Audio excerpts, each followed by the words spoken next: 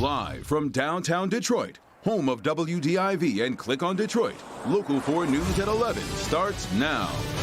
We begin with a disturbing delivery that leaves a downriver mother stunned and angry. Good to have you with us tonight at 11. She ordered a gift from Amazon and says when it arrived today, she discovered someone had written a racial epithet on the package. It was a toy for her daughter, and now it's the center of an investigation by Amazon. Jason Colthorpe is live in Taylor after talking to that mother. Jason, what'd you have to say?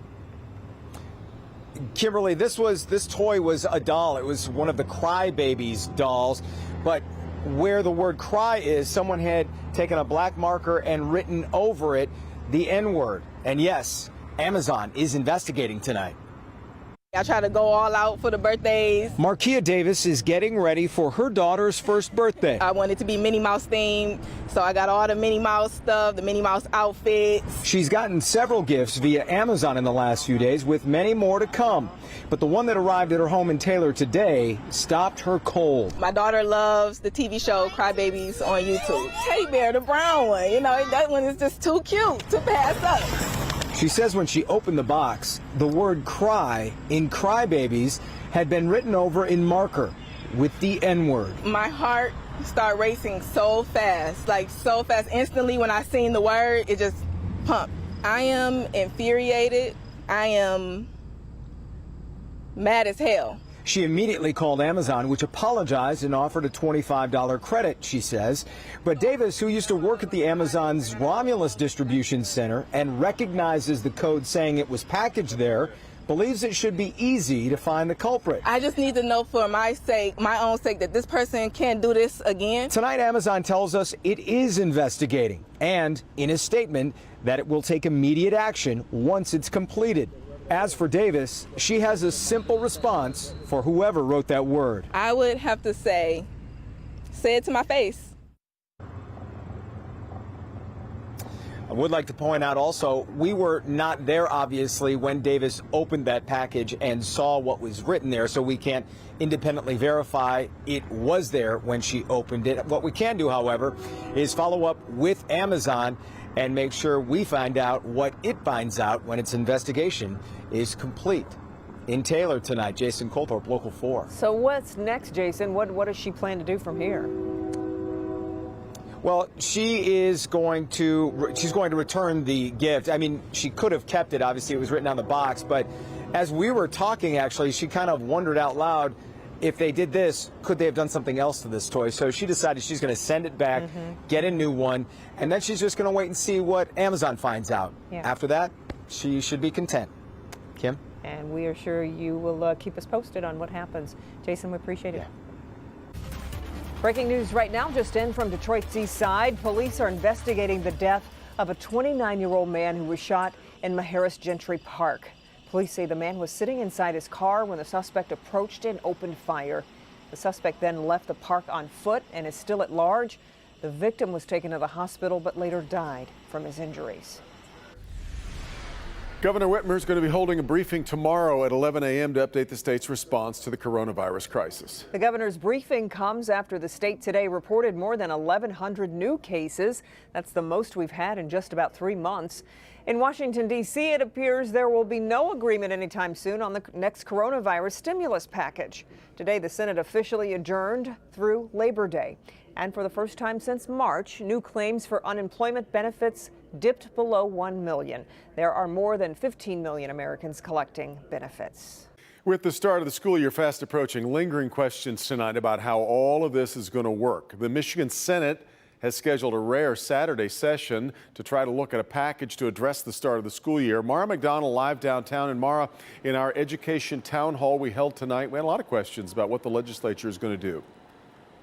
There are a lot of questions, Devin, and one of the topics they're going to be discussing on Saturday is this. Should the state mandate that all these public school districts be forced to offer an in-person, in-classroom option for parents who are interested in it?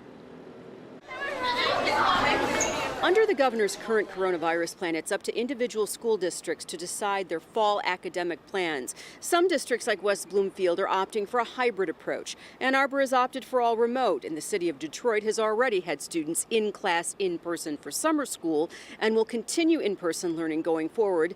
But it depends on the COVID spread in Metro Detroit. There is legitimate fear and concern about returning, and we cannot return as if we were coming back. We can't look, schools can't look like they did before the pandemic.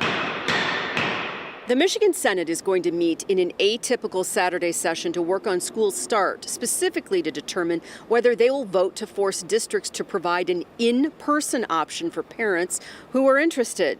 Then there's the issue of the funding mechanism for schools, which has always relied on in-person, in-seat attendance.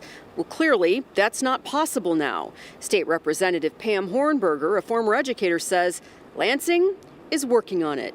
It's pretty complicated. I'm just hoping that we can get to a point where our local superintendents feel empowered to make good choices for their families and for their students.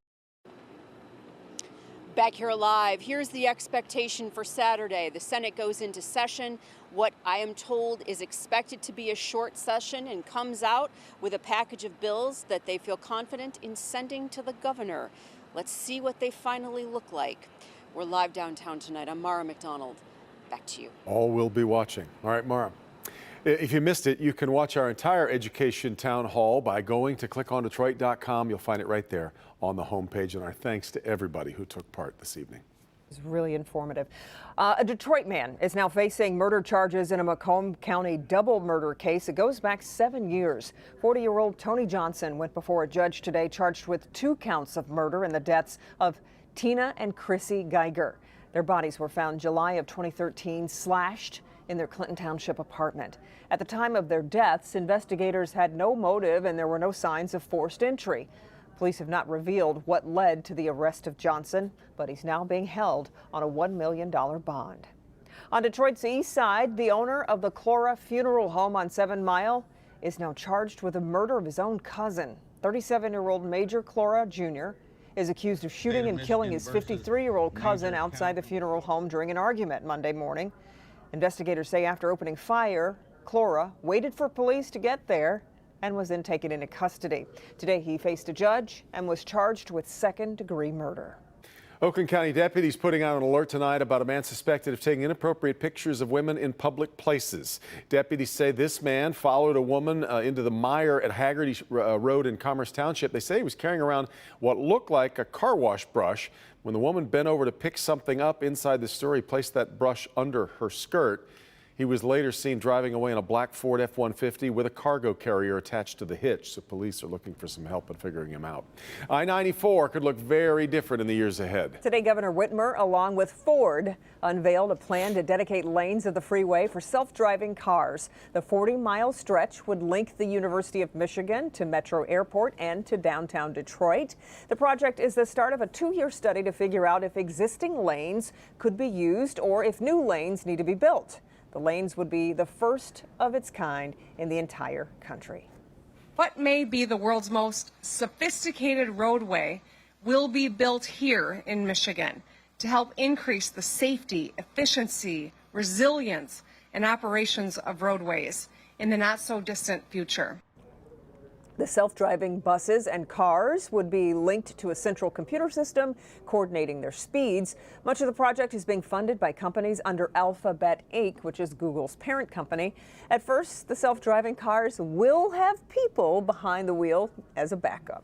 Important thing to point out. It is one of the most popular video games in the world. Yeah, new tonight why Fortnite may soon disappear from iPhones and iPads. Here's Andrew in for Ben tonight. And Kimberly and Devin, some beautiful weather still remains. We have temperatures in the 60s and 70s, warm to mild out there, and it remains dry. This will remain dry for Friday. Any rain for Saturday or Sunday? I've got the answers coming up in your complete weather forecast. All right, Andrew, but first, one of the most popular breweries in Michigan is saying enough is enough already. Their message to rude customers during the COVID crisis when we come back.